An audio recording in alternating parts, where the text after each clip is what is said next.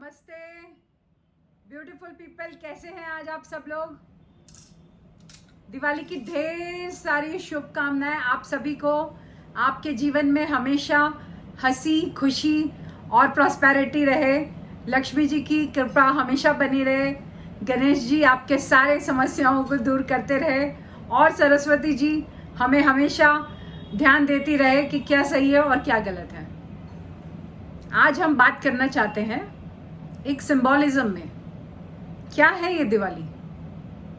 दिवाली हम क्यों मनाते हैं और इस दिवाली से हमें क्या समझना चाहिए?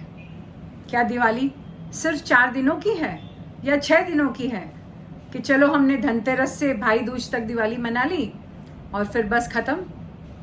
क्या क्या करते हैं हम दिवाली को? यानी कि हम सबसे पहले क्या करते हैं, दिवाली जैसे ही आने लगती है हम सोचते हैं कि चलो अभी हम घर की सफाइयाँ करते हैं या फिर नया कलर करते हैं या हम नए कपड़े खरीदेंगे।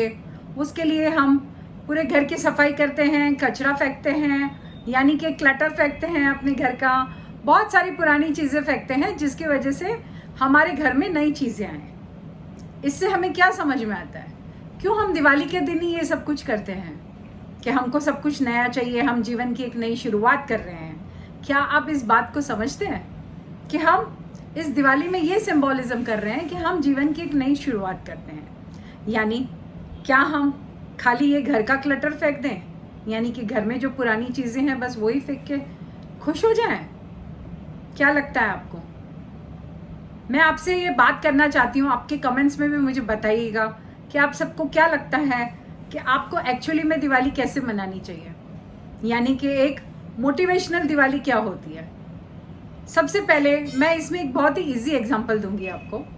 यानी कि जब हम सांस लेते हैं तो हमारे अंदर हम ऑक्सीजन लेते हैं और बाहर हम कार्बन डाइऑक्साइड छोड़ते हैं।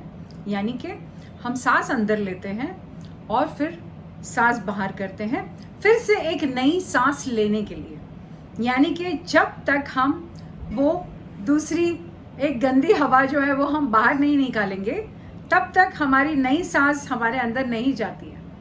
क्या आप ऐसे कर सकते हैं कि बस वही सांस को एक बार ले लिया, बस रखो रखो रखो?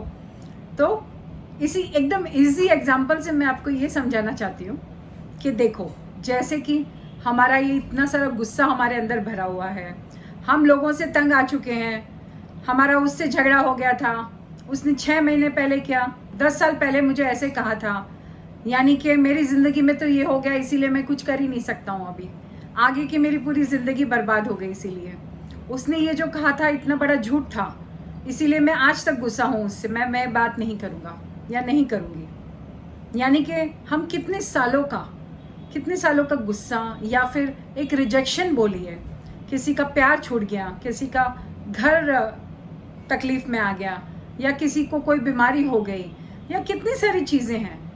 एक्चुअली ये सब चीज़ें भी हमारे अंदर जो कचरा भरा हुआ है ना, उसी की वजह से हमारे अंदर सब कुछ पैदा होता है। यानी कि हम जो पहले से कचरा भरा हुआ है सालों से, उसको तो हम कभी निकालते ही नहीं है।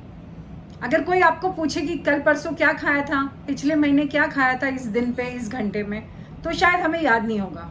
मगर अगर हम किसी को ये पूछेंगे कि 10 साल पहले या 20 साल पहले उसने क्या कहा था जिसकी वजह से आज भी हम गुस्से में हैं, तो वो हमें ज़रूर याद रहता है और हम उसी को बार बार रिपीट करते रहते हैं और अपने अंदर इतनी नेगेटिविटी ले आते हैं।